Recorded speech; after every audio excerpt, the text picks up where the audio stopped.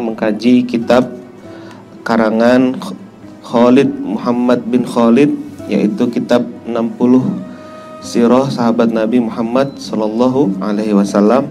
Kita sudah sampai ke sahabat yang ke-18, yaitu Utsman bin Maz'un. Utsman bin Maz'un. Di sini disebutkan bahwa Utsman bin Maz'un itu julukannya adalah Rohibun Sauma'atuhu al-hayatu. Rohibun itu ya rohib lah. Rohib itu artinya orang yang suka beribadah, tekun beribadah, giat beribadah. Sauma'atuhu al-hayat. Sauma'ah itu adalah maksudnya sebetulnya tempat artinya. Sauma'ah itu tempat. Jadi tempat peribadatannya itu al-hayat, kehidupannya. Jadi bukan hanya terbatas pada masjid dan lain sebagainya, tapi kehidupannya mencerminkan ibadahnya gitu. Kita akan dijelaskan dalam kitab ini ya. Nah, Utsman bin Maz'un ini merupakan termasuk golongan orang yang masuk ke dalam Islam pertama kali. Kalau dihitung, katanya dalam kitab ini, kalau dihitung secara urutan, maka Utsman bin Maz'un ini adalah orang yang masuk ke dalam Islam itu dalam urutan ke-14 ya. Yaitu dijelaskan dalam kitab-kitab sirah bahwa Utsman bin Maz'un masuk ke dalam Islam di tahun ke-4 setelah kenabian. Jadi merupakan awal-awal orang yang masuk ke dalam Islam. Nah, sebagaimana biasanya bahwa orang yang masuk ke dalam Islam di awal keislaman itu, apabila dia termasuk dalam golongan orang yang lemah, maka dia biasanya disiksa gitu ya, dipersekusi gitu. Sedangkan kalau orang itu terdiri dari berasal dari orang yang mempunyai kedudukan atau tokoh, maka dia akan dikucilkan, perniagaannya akan dirugikan dan lain sebagainya gitu ya. Nah, Utsman bin Maz'un ini termasuk golongan orang yang lemah ketika itu, sehingga dia termasuk golongan orang yang terkena penyiksaan dari kaum kafir Quraisy ketika itu. Hingga akhirnya, karena ketika itu Nabi Muhammad SAW belum berdakwah secara terang-terangan, dan juga belum melakukan perlawanan balik terhadap orang kafir Quraisy yang selalu menindasnya. Dan ketika itu Nabi Muhammad sendiri berada dalam perlindungan pamannya, yaitu Abu Thalib. Maka terjadilah hijrah. Nabi Muhammad mengizinkan kaumnya untuk berhijrah ke Ethiopia atau Habasyah gitu ya. Nah, terjadilah hijrah pertama ke Habasyah, yang sebagaimana telah saya jelaskan di kesempatan kemarin juga. Hijrah pertama ke Habasyah itu terjadi di bulan Rajab tahun ke-5 setelah kenabian. Di situ ada golongan pertama itu terdiri dari 11 laki-laki dan 4 perempuan, dipimpin oleh Utsman bin Affan. Nah, ternyata di dalamnya termasuk juga Utsman bin Maz'un ini beserta anaknya Sa'ib dan juga beserta istrinya Khawlah bintu Hakim. Jadi Khawlah bintu Hakim ini, sedikit cerita, Khawlah bintu Hakim ini adalah salah satu orang yang memfasilitasi Nabi ketika Nabi sudah ditinggalkan oleh Khadijah gitu ya. Jadi ketika Khadijah itu meninggal, Nabi akhirnya menyendiri, menduda.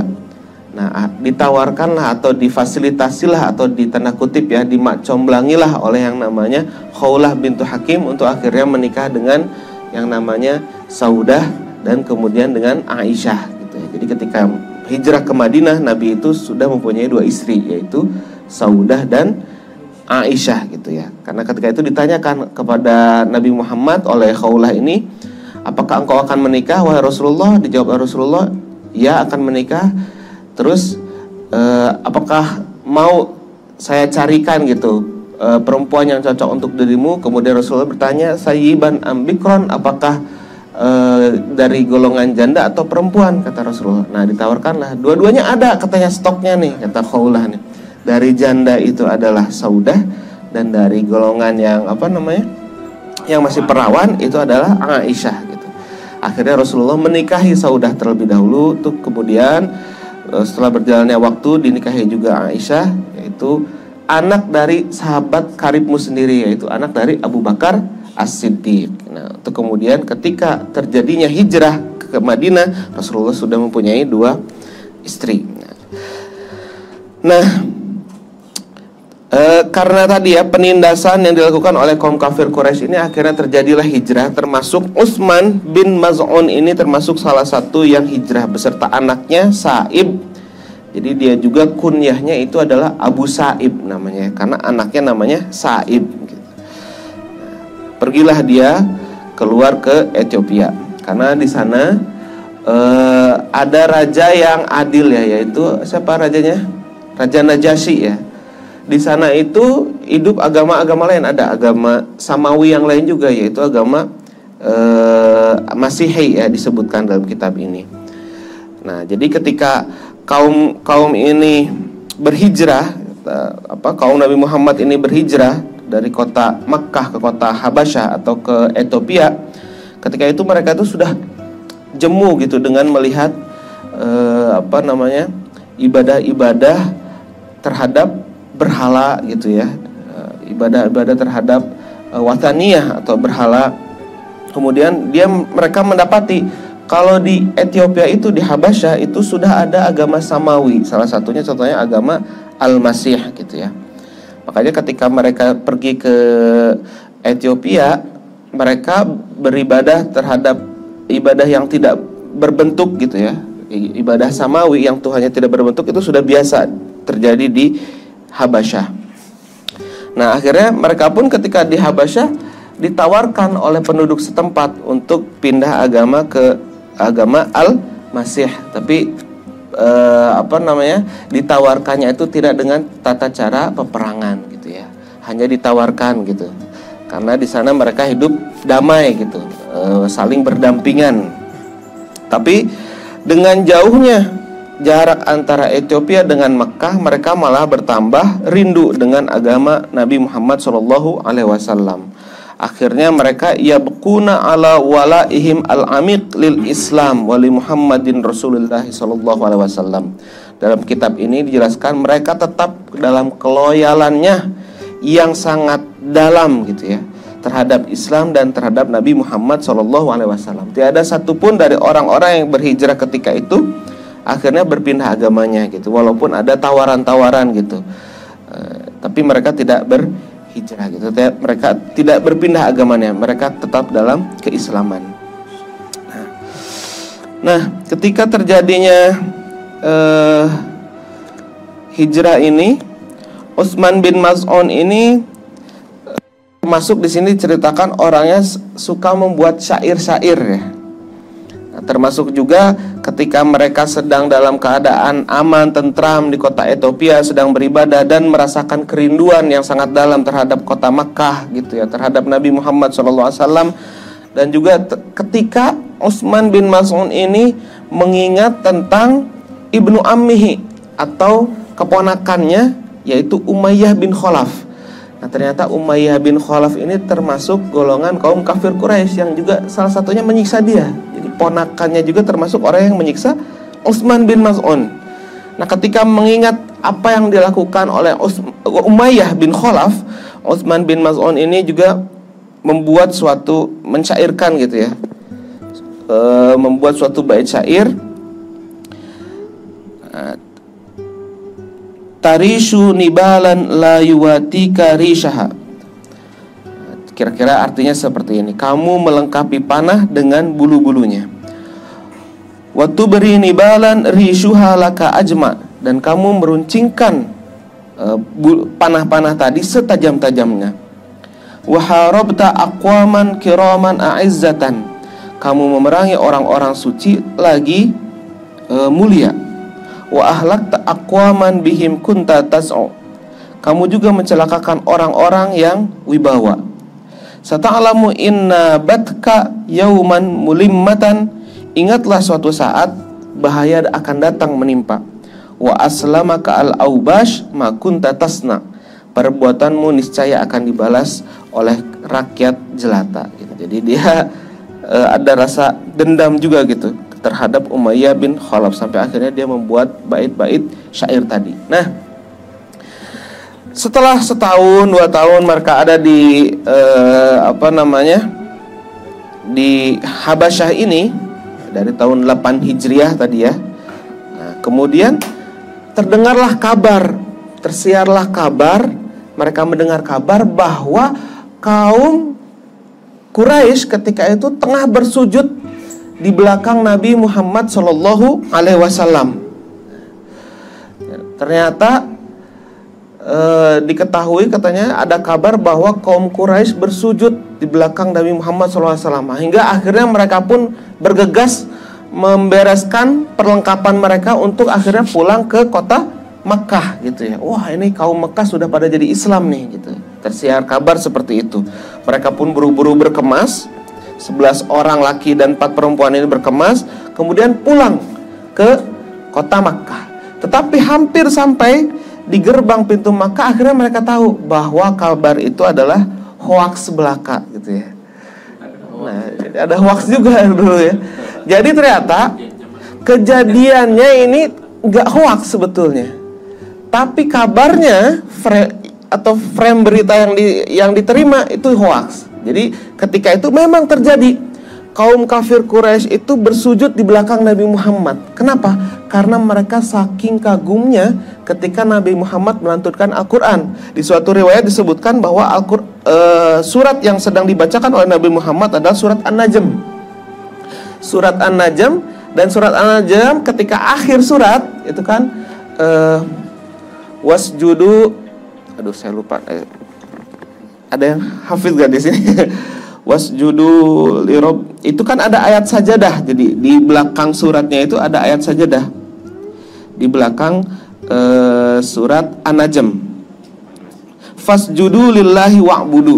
Nah, itu kan surat ayat sajadah, sehingga ketika Nabi membacakan ayat itu, fasjudu lillahi wa'budu, Nabi Muhammad sujud. Dan karena kagumnya orang-orang Quraisy ketika itu yang ada di belakang Nabi Muhammad ikut sujud juga. Jadi makanya kenapa Nabi Muhammad dulu itu dianggap sebagai ahli sihir gitu ya. Ya, mereka kan menuduh Nabi Muhammad ahli sihir. Kenapa? Karena ucapannya itu istilahnya bisa menyihir atau menghipnotis menurut mereka gitu. Ya, gitu. Karena memang Al-Qur'an itu mengagumkan bagi orang yang mendengarnya. Berapa banyak sahabat yang kita sudah bahas di sini kan, mereka masuk Islam hanya gara-gara mendengarkan Al-Qur'an gitu ya. Mus'ab bin Al-Khair, kemudian Umar bin Al-Khattab ya, dia masuk Islam juga karena mendengarkan Al-Quran, langsung tersentuh hatinya. Memang fitrah manusia, jika Allah menghendaki, maka Al-Quran itu akan menjadi petunjuk baginya gitu ya. Nah, kejadian ini juga begitu nih. Ketika Nabi Muhammad membacakan surat An-Najm sampai akhir surat, fasjudu lillahi wa'budu, Nabi Muhammad sujud, orang-orang itu terkagum hingga ikut pula sujud. Nah, terus dipotoklah kira-kira ya, kalau zaman sekarang ya, dipotoklah kejadian itu. Kemudian akhirnya diviralkanlah oleh buzzer-buzzer gitu ya. Sampai akhirnya kabarnya tersebar kemana-mana, diviralkan. Cuman framingnya beda nih. Setelah dipoto, kaum kafir Quraisy telah masuk ke dalam agama Islam, kira-kira seperti itu. Padahal mereka nggak masuk ke dalam agama Islam. Mereka hanya kagum seketika dengan lantunan yang ayat suci Al-Quran yang dilantunkan oleh Nabi Muhammad Shallallahu Alaihi Wasallam. Nah, kabar itu diterima, para orang-orang yang hijrah ke Habasyah pun akhirnya bergegas pulang. Sudah sampai di dekat kota Makkah, akhirnya disadarilah bahwa kabar itu, diketahuilah kabar itu adalah hatta tabayyanu kizbal khobar, katanya ya. Diketahuilah kabarnya adalah kabar yang bohong gitu ya. Nah, kemudian orang kafir Quraisy mendengar kabar bahwa orang yang hijrah itu pulang, istilah mereka adalah buronan-buronan gitu ya. Para buronan ini pulang ke kota Makkah, mereka sudah menyiapkan sesuatu gitu ya, ingin menangkap gitu ya mereka gitu ya. Nah, akhirnya ditangkap untuk kemudian disiksa kembali. Nah, ketika itu salah satu kebiasaan dari kaum jahiliyah di Mekah ketika itu, dan kebiasaan ini sangat kultuskan ketika itu ya adalah kebiasaan al-jiwar. Apa itu al-jiwar? Al-jiwar adalah kebiasaan untuk memberi suaka politik. Jadi kalau ada suaka politik atau perlindungan gitu ya. Jadi ketika misalkan orang ini jadi buronan gitu, keluar kota Mekah, terus masuk ke dalam kota Mekah, kalau dia berada dalam perlindungan seseorang, salah satu tokoh ketika itu, maka tidak akan disentuh gitu ya. Orang ini bebas untuk berjalan di kota-kota Mekah, di jalan-jalan kota Mekah, kemudian tidak akan tertumpah satu tetes darah pun dari orang ini. Termasuk seperti contohnya Nabi Muhammad dulu ketika keluar dari kota Mekah ke Taif, kemudian di Taif malah ditolak juga gitu ya, malah dilempar gitu kan. Sampai ceritanya kan Taif itu malaikat berdoa meminta kepada Nabi Muhammad untuk cobalah engkau berdoa Nabi Muhammad gitu ya. Niscaya Taif ini akan dibalikkan gitu ya. Tapi Nabi Muhammad tidak mendoakan keburukan bagi kota Taif. Nah, ketika Nabi Muhammad balik lagi dari Taif ke Mekah itu, Nabi Muhammad dapat suaka politik. Ketika itu dari siapa? Mut'am bin Adi gitu ya kalau dulu, karena Abu Thalib sudah tidak ada. Mut'am bin Adi. Nah, ketika orang yang hijrah tadi 11 orang laki-laki dan 4 perempuan itu nggak semua orang muslim yang berhijrah ke Habasyah ini dan ketika pulang ke kota Makkah ini mempunyai kenalan terhadap syurafa Makkah gitu ya, orang-orang yang tokoh-tokoh Makkah. Nggak semuanya punya koneksi gitu ya. Nah, tetapi Utsman bin Maz'un ini termasuk orang yang mempunyai koneksi. Akhirnya dia bisa masuk ke kota Makkah dengan perlindungan, dengan suaka politik dari seseorang yang bernama Walid bin Al-Mughirah. Al-Walid bin Al-Mughirah, yaitu bapaknya Khalid bin Walid gitu ya. Bapaknya Khalid bin Walid. Tapi Al-Walid bin Mughirah ini non muslim ketika itu ya, masih kafir. Tapi ketika itu dalam perlindungannya. Kenapa dia sampai memberikan perlindungan? Karena Utsman bin Maz'un ini adalah ponakan dari Al-Walid bin Al-Mughirah. Jadi masih ada perikatan saudaraan gitu ya. Nah, akhirnya Utsman bin Maz'un ini bisa masuk ke kota Makkah beserta anaknya, beserta istrinya juga, dan dalam perlindungan. Dia tidak lagi disiksa gitu ya. Tapi karena dirinya telah ditempa dengan Al-Quran, dengan pendidikan Nabi Muhammad SAW, ketika mereka melihat saudara-saudaranya yang lain dari kaum muslimin yang dari golongan orang al-fuqara wal mustad'afin, dari orang-orang fakir dan orang-orang yang lemah itu disiksa gitu ya. Mereka itu selalu disiksa, ditindas. Nah, akhirnya fayasuru ruhahu al-hur gitu. Akhirnya berontak jiwanya Utsman bin Maz'un. Gak tega dia melihat saudaranya yang seiman yang lain dari golongan lemah itu disiksa. Nah, menurut dia sampai akhirnya dia yakhruj min darihi musammiman ala an yakhla jiwara al-Walid. Dia keluar dari rumahnya dengan tekad yang sangat bulat, musammiman ala an yakhla jiwaro al-Walid. Dia itu sudah bertekad bulat ingin melepaskan perlindungan atau ingin melepaskan suaka politik yang selama ini dia nikmati dari Al-Walid. Jadi dia udah niat keluar rumah ini, saya ingin melepaskan suaka politik ini. Artinya saya akan hidup tidak di bawah perlindungan Al-Walid bin Mughirah. Karena menurut dia apa? Nah, ini yang luar biasa nih. Karena menurut dia tilkal himayah harramathu min ladzati tahammulil adza fi sabilillah. Jadi menurut dia perlindungan dari Walid bin Mughirah ini telah harramathu min ladzati tahammulil adza, telah menghalangi dia. Perlindungan ini telah menghalangi dia dari mendapatkan kenikmatan disiksa di jalan Allah, katanya gitu. Luar biasa ya. Dan kedua, wa syarafi syibah bi ikhwanihi al-muslimin. Dan adanya suaka politik ini telah menghalangi dia untuk mendapatkan perlakuan yang serupa sebagaimana kaum muslimin yang lain yang disiksa. Artinya telah menghalangi dia untuk merasakan siksaan yang serupa sebagaimana kaum ikhwan muslimin yang lain. Jadi dia berempati gitu kepada saudara-saudaranya yang lain gitu ya. Nah, ini ceritanya.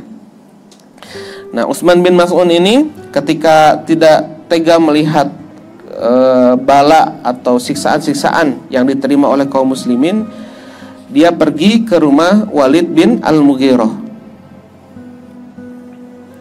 Kemudian dia berkata dalam dirinya, "Wallahi inna guduwi wa rawahi aminan bijiwari rajulin min ahli syirk wa ashabi wa ahli dini yalqawna minal bala wal adha ma la yusibni," katanya. Demi Allah, sesungguhnya saya selama ini, katanya, bisa pergi berpergian aman, katanya, karena saya memiliki suaka politik dari ahli syirik, yaitu Al-Walid bin Mughirah. Wa ashabi wa ahlu dini, sedangkan sahabat-sahabatku dan sahabat-sahabatku dalam agama Islam ini, yalqawna minal bala wal adha ma la yusibuni, mereka ini mendapatkan bala, mendapatkan siksaan yang mana siksaan itu tidak saya rasakan gitu, tidak menimpa saya.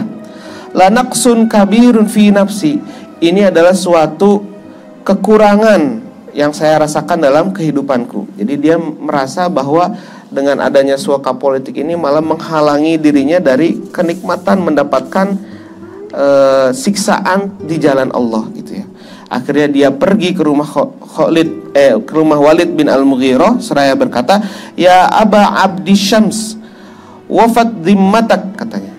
"Wahai Abu Abdi Syam," jadi Abu Abdi Syam ini adalah kunyah dari Al-Walid bin Al-Mughirah. "Wafat dhimmatak, cukuplah sudah atas suakamu kepadaku. Qad radattu ilaika jiwaraka, sesungguhnya saya telah mengembalikan," katanya, "suaka politik yang telah engkau berikan." Kemudian ditanya, "Lima ya bani akhi, kenapa wahai ponakanku? La'allahu adzaka ahadun min qaumi, apakah ada," katanya, "dari kaumku yang menyakiti dirimu?" Nah, kemudian dia berkata, "La, tidak," katanya. "Walakinni ardi bijiwarillah wala uridu an astajira bi ghairihi," katanya. "Tidak, tetapi saya hanya mau dijamin, dilindungi oleh Allah Subhanahu wa taala, dan saya tidak mau meminta perlindungan kepada selain Allah Subhanahu wa taala." Akhirnya fantolik ilal masjid fardut alayya jiwari alaniyatan kama ajartani alaniyatan, katanya. "Maka pergilah engkau wahai Walid Al-Mughirah ke masjid," katanya, ke depan masjid. "Kemudian kamu umumkanlah terkait dengan perlepasan suaka politikmu kepadaku, sebagaimana engkau umumkan dulu secara terang-terangan ketika engkau memberikan suaka politik kepadaku di depan masjid itu, di tempat yang sama." Jadi dulu ketika Utsman bin Maz'un ini diberikan suaka politik oleh Al-Walid bin Mughirah, itu tata caranya diumumkan di depan masjid secara terang-terangan. Maka sekarang pun ketika sedang dilepas, itu diumumkan juga gitu, secara terang-terangan di depan masjid. Nah, kemudian akhirnya mereka berdua pergi ke depan masjid itu, dan Al-Walid pun berkata, "Hadza Utsman, ini Utsman, qad jaa yuraddu alayya jiwari, dia telah datang kepadaku untuk mengembalikan suaka politiknya." Kemudian Utsman menjawab, "Shadaq," katanya, "betul. Laqad wajadtuhu wafian karimal jiwar." Kemudian Utsman pun mengapresiasi apa yang telah dilakukan oleh Al-Walid bin Mughirah. "Sesungguhnya saya telah melihat Al-Walid bin Mughirah ini telah menepati suaka politiknya. Walakinnani ahbabtu alla astajira bi ghairillah, tetapi saya lebih senang apabila saya itu hanya meminta perlindungan, meminta suaka kepada Allah Subhanahu wa taala, dan saya tidak suka apabila meminta suaka atau perlindungan selain kepada Allah Subhanahu wa taala." Nah, akhirnya taulah penduduk ahli Mekah bahwa yang namanya Utsman bin Maz'un sekarang sudah tidak lagi dalam perlindungan pamannya Al-Walid bin Mughirah. Nah, Setelah kejadian pengumuman tadi, kemudian Utsman pergi gitu dari tempat itu. Kemudian dia mendapati ada ada perkumpulan ketika itu. Di tengah perkumpulan itu ada Lubaid bin Rabi'ah. Nah, Lubaid bin Rabi'ah bersama beberapa sahabatnya ketika itu. Lubaid ini sedang melantunkan sebuah syair. Syairnya yang pertama, ala kulla syai'in ma khalallahu batil, gitu ya. Segala sesuatu itu selain daripada Allah batil, katanya. Kemudian Utsman menjawab, shadaqta, kamu benar, katanya. Wa kullu na'imin la muhalata zail, katanya. Dan setiap kenikmatan itu pasti akan sirna, gitu. Kemudian Utsman berkata mengomentari Lubaid bin Rabi'ah tadi, kadzabta, katanya, kamu telah berbohong. Na'imal jannah la yazul, karena sebetulnya kenikmatan surga itu la yazul, tidak akan pernah sirna, gitu ya. Nah, mendengar seperti itu, Lubaid itu terasa tersindir, gitu ya. Akhirnya Lubaid itu nggak terima dan dia berkata, ya ma'asyar Quraisy, wahai kaum Quraisy, wallahi ma kana yu'dza jalisukum famata hadatsa hadza fikum. Sesungguhnya kamu tidak boleh, katanya, menyindir gitu atau menyakiti jalisukum, atau orang yang duduk di sebelahmu, gitu. Atau nggak boleh menyindir lah, gitu intinya. Famata hadatsa hadza fikum. Terus kalau ini terjadi pada kalian, apa yang akan kalian lakukan, gitu. Kemudian akhirnya ada yang nyeletuk di antara salah satu orang yang mendengar syair itu, inna hadza safihun faraqadinana. Sesungguhnya orang yang berkata tadi itu, Utsman bin Maz'un, itu safihun faraqadinana, adalah orang bodoh yang telah keluar dari agama kita, katanya, dari agama nenek moyang kaum Quraisy ketika itu. Fala tajidanna fi nafsika min qawlihi, maka kamu enggak usah hiraukan tuh perkataannya Utsman bin Maz'un. Kemudian akhirnya terjadilah percekcokan antara Utsman bin Maz'un dengan orang tadi, sampai akhirnya ada orang yang berdiri, faqama ilaihi dzalika rajul, ada orang yang berdiri, falatama aynahu fa asaba, sampai akhirnya Utsman bin Maz'un ini dipukul tepat di matanya, gitu ya. Padahal ketika itu Al-Walid bin Mughirah qarib, Al-Walid bin Mughirah belum jauh tuh dari yang namanya Utsman bin Maz'un. Jadi dia tahu tuh apa yang terjadi tuh ketika dipukul. Sampai akhirnya ditawarin lagi nih sama Al-Walid bin Mughirah, amma wallahi ya bani akhi in kanat ainuka amma asabathu laghaniyah laqad kunta fi dhimmatin mani'ah. Jadi sambil ditawarin lagi untuk masuk ke dalam perlindungan Al-Walid bin Mughirah, seraya sambil bahasanya tapi bahasa nyindir. Kira-kira seperti ini. Demi Allah, wahai ponakanku, kalaulah matamu itu telah dilindungi oleh sesuatu yang, kalaulah matamu itu adalah sangat kebal, pastilah kamu telah dilindungi oleh sesuatu yang sangat tangguh, katanya. Nah, ternyata kan dia bisa dipukul juga, gitu artinya. Apakah kamu mau gitu berada dalam perlindunganku lagi? Nah, tetapi dijawab oleh Utsman bin Maz'un, bal wallahi inna aini as-sahihah la faqira ila mithli ma asaba ukhtaha fillahi, katanya. Tidak, katanya, bahkan katanya, demi Allah, mata saya yang sehat kali ini la faqira ila mithli ma asaba ukhtaha fillah, katanya, sangat butuh akan siksaan inilah, gitu kira-kira. Mata saya itu sangat butuh akan siksaan ini, karena mata-mata saudara saya yang lain juga telah disiksa oleh kaum Quraisy ketika itu. Wa inni la fi jiwari man huwa a'azzu minka wa aqdar ya Aba Abdisyam. Dan sesungguhnya saya sangat berada dalam perlindungan orang yang dia itu, dalam perlindungan zat yang lebih mulia, lebih berkuasa daripada mu, wahai Abu Abdisyam, yaitu Allahu subhanahu wa ta'ala, gitu. Kemudian Al-Walid nawarin lagi, halumma ya bani akhi in syi'ta fa'ud ila jiwari, katanya. Ayolah, katanya, kamu bisa lagi kok meminta perlindungan suaka kepadaku, gitulah kira-kira. Faqala Ibnu Maz'un la, katanya. Tapi Ibnu Maz'un tetap pada pendiriannya bahwa dia tidak ingin mendapatkan suaka politik lagi dari Al-Walid bin Mughirah. Nah, akhirnya selama perjalanannya pulang dia menendangkan syair ya. Orangnya pintar bersyair Utsman bin Maz'un ini. Fa in takun aini fi ridallahi nalaha, katanya, andai kata dalam mencapai ridha Allah itu mataku ini, yada mulhidin fid dini laisa bimuhtada, mataku ini ditinju gitu oleh tangan jahil orang mulhid. Orang mulhid ini adalah orang yang musyrik.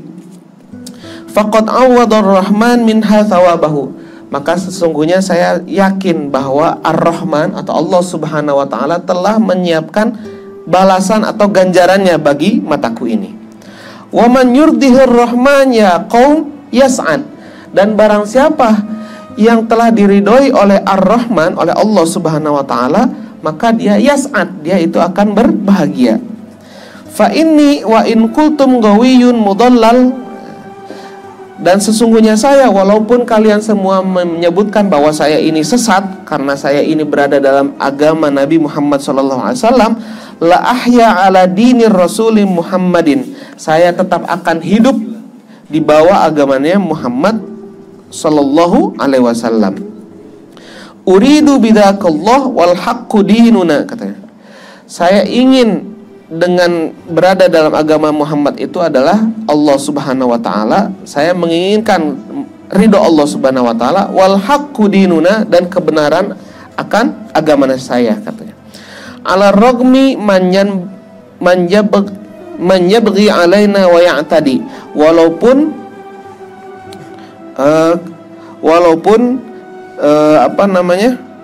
mereka berbuat aniaya dan semena-mena kepada saya. Nah, kira-kira seperti itu syair yang dibuat oleh Utsman bin Maz'un gitu ya. Akhirnya dia termasuk golongan orang yang disiksa kembali di kota Makkah gitu ya. Tetapi siksaan tersebut dijelaskan dalam kitab ini, fakana dzalikal adza bimatsabatin nar allati tundij al-iman wa tasrahuhu wa tuzakkihi. Tetapi siksaan-siksaan itu bagaikan api yang akhirnya membuat imannya Utsman bin Maz'un ini bukan makin kendor tapi makin matang, katanya, dan juga makin suci gitu, karena ditempa oleh siksaan-siksaan gitu ya. Sampai akhirnya Allah mengizinkan terjadilah hijrah besaran-besaran kaum muslimin yang berada di kota Makkah ke kota Madinah gitu. Kan ketika terjadi hijrah dari kota Makkah ke kota Madinah itu kan dibagi beberapa golongan ya. Nah, Utsman bin Maz'un ini termasuk golongan pertama, orang yang pergi, kloter pertama yang pergi dari Makkah ke kota Madinah. Sampai kan golongan terakhir itu Nabi Muhammad beserta Ali bin Abi Thalib ya, terakhir gitu. Nah, sehingga ketika terhijrah dari Makkah ke Madinah, dia tidak lagi dibayang-bayangi siksaan para tokoh-tokoh kafir Quraisy ketika itu, seperti Abu Jahal, Abu Lahab, Umayyah, kemudian juga Utbah gitu ya. Nah, sampai akhirnya tanda kutip dia itu balas dendam, si Utsman bin Maz'un balas dendam untuk melakukan ibadah dan ibadah terus-terusan. Karena ketika di kota Makkah dia itu ibadahnya nggak bisa fokus gitu ya, nggak bisa fokus karena diganggu terus, disiksa gitu ya, diganggu. Nah, ketika pindah ke kota Madinah, keadaan sudah aman gitu ya. Akhirnya dia balas dendam untuk melakukan ibadah terus-menerus. Makanya di sini disebut ar-rohib gitu ya, Utsman bin Maz'un ini, karena terkenal orangnya ahli ibadah gitu ya. Al-abid, az-zahid, al-mutabattil, al-awwab katanya. Al-abid itu ahli ibadah, az-zahid orangnya zuhud, al-mutabattil ya ibadah. Mutabattil itu sebetulnya ada dua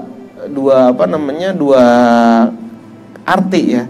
Bisa diartikan sebagai mutabattil wa tabattal ilaihi tabtila ya kalau di Quran, dan beribadahlah dengan ibadah yang sungguh-sungguhnya, dan juga bisa diartikan al-inqita. Al-inqita itu memutuskan hubungan dengan duniawi.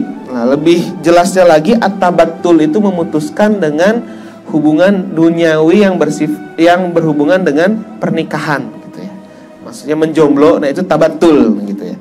Al-awwab, orang yang selalu bertaubat. Kenapa disebut seperti ini? Nah ini dua-duanya, dua arti kata ini melekat nih pada Utsman bin Maz'un. Karena saking Utsman bin Maz'un ini balas dendam, ingin beribadah gitu ya, fokus beribadah di kota Madinah ini, sampai dia itu sholatnya terus-terusan dan sampai melupakan istrinya. Sampai suatu ketika dia ingin menceraikan istrinya karena alasan ingin fokus beribadah. Istrinya tidak disentuh oleh dia.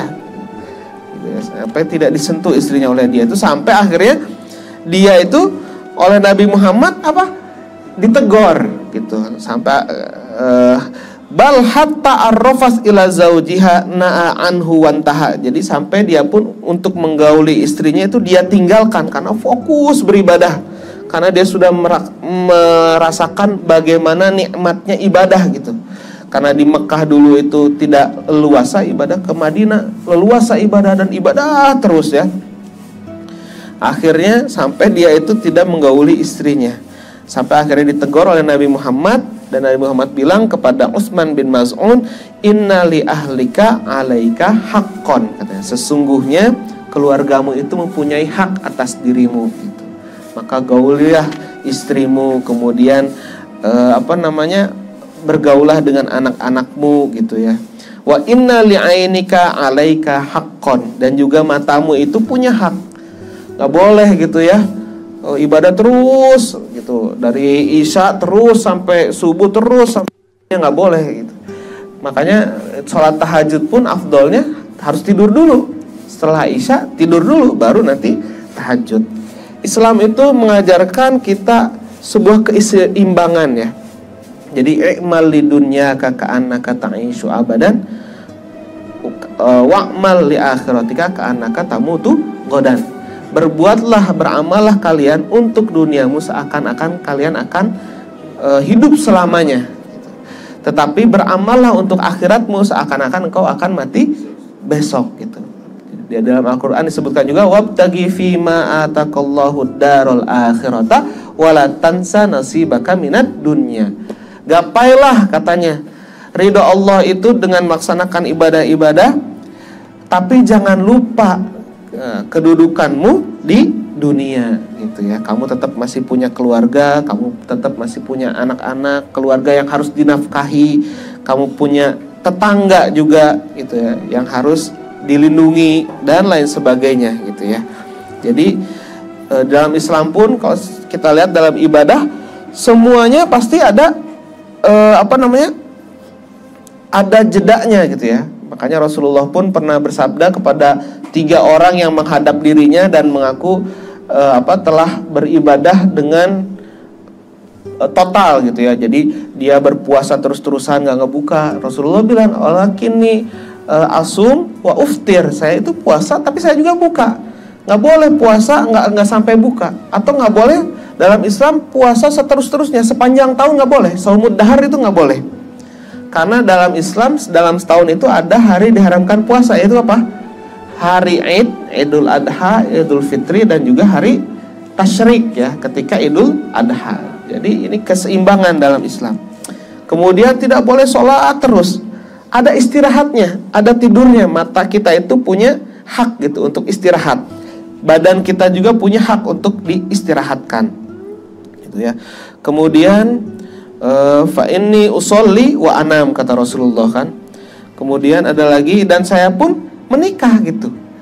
Itu karena manusiawi gitu ya. Tidak boleh ibadah terus sampai melupakan istrinya. Nah, tadi Utsman bin Maz'un ini karena saking istilahnya tanda kutip balas dendam ya, beribadah, dia dapati di kota Madinah ini sudah aman, dia bisa ibadah seluas-luasnya, akhirnya sampai lupa. Nah, disebutkan dalam kitab ini, wama in dzaqa halawatal istighraq fil ibadah hatta hamma bi taqti'i kullil asbab allati tarbitun nas bimana'imil hayat, katanya. Karena dia sudah sampai ke dalam kenikmatan dan tenggelam dalam kenikmatan dalam beribadah, sampai dia itu menginginkan untuk memutus segala hubungan kenikmatan yang berhubungan dengan duniawi, kata dia. Nah, contohnya nih, famado la yalbis illa al-malbas al-khoshin. Nah, sampai dia itu tidak enak lagi kalau pakai baju yang bagus. Akhirnya dipakailah baju-baju yang sudah jelek, baju kasar gitu ya, yang bahannya kasar. Wala ya'kulu illa ta'am al-jashib, katanya. Dan juga tidak memakan kecuali makanan yang sangat sederhana. Sampai suatu ketika Utsman bin Maz'un ini, karena dia tidak ingin menikmati kenikmatan dunia sedikit pun gitu ya, dia itu ketika datang ke masjid Nabi Muhammad SAW di Madinah, di sana ada Rasul dan para sahabat yang lain. Utsman bin Maz'un ini memakai pakaian yang yartadi libasan tamazzaq. Dia memakai pakaian yang sudah robek gitu, yang sudah tamazzaq, yang sudah robek gitu. Faraqqahu biqit'atin min farwah. Kemudian bagian yang robek itu ditambal dengan kulit kepala unta gitu. Faraqqalahu qalbur Rasul. Maka Rasulullah melihat Utsman bin Maz'un ini berpakaian seperti itu, raqa qalbuh. Rasulullah merasa kasihan gitu ya. Wa dami'at uyun ashabihi, sampai juga ada beberapa sahabat yang mencucurkan air matanya gitu ya, melihat Utsman bin Maz'un ini sampai segitunya gitu memutuskan hubungan dia dengan dunia gitu ya, kira-kira seperti itu. Nah, terakhir sampai akhirnya Utsman bin Maz'un ini meninggal dunia di kota Madinah. Utsman bin Maz'un ini termasuk awalul muhajirin wafatan bil Madinah. Orang pertama dari golongan muhajirin yang meninggal di kota Madinah itu adalah Utsman bin Maz'un. Nah, itu orang pertama dari kaum muhajirin yang meninggal di kota Madinah adalah Utsman bin Maz'un. Wa awwaluhum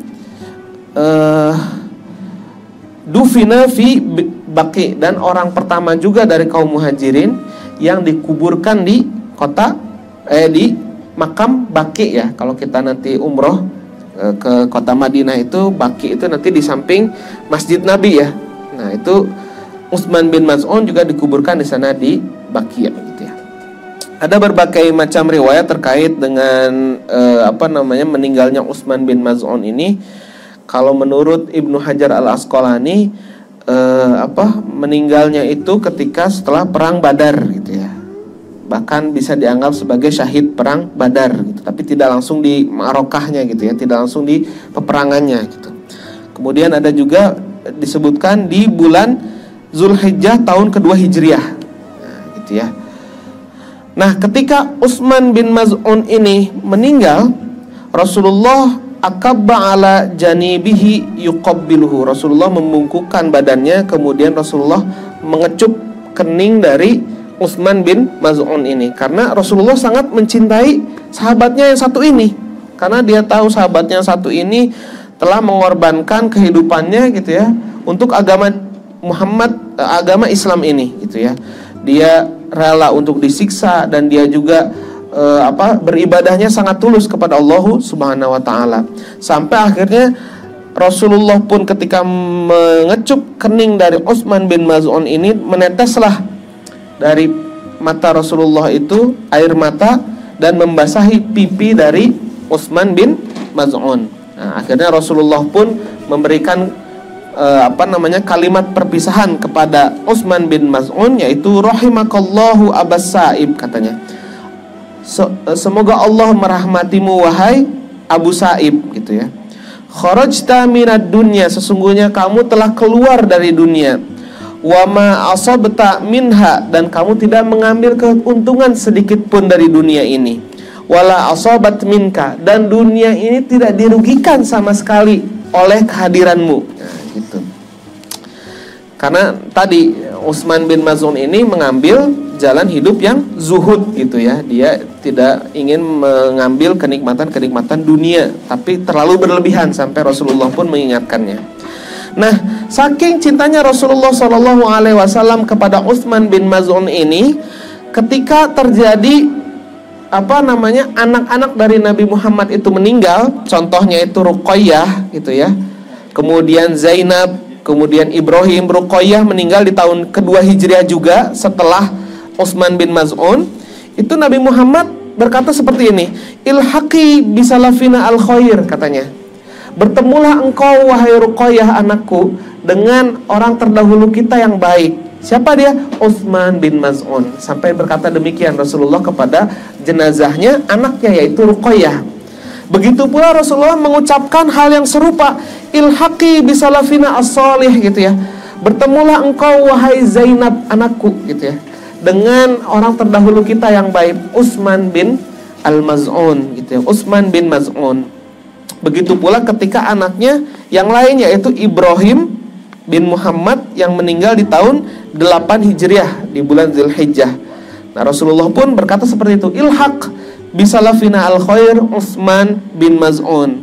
Bertemulah engkau dengan kaum-kaum terdahulu yang baik yaitu Utsman bin Maz'un. Nah, itu adalah bukti bahwa Rasulullah sangat mencintai Utsman bin Maz'un. Bahkan ketika anaknya meninggal tadi, Ruqayyah, Zainab, Ibrahim, tidak lupa untuk menyampaikan pesan itu kepada jenazah mayat anak-anak dari Nabi Muhammad SAW.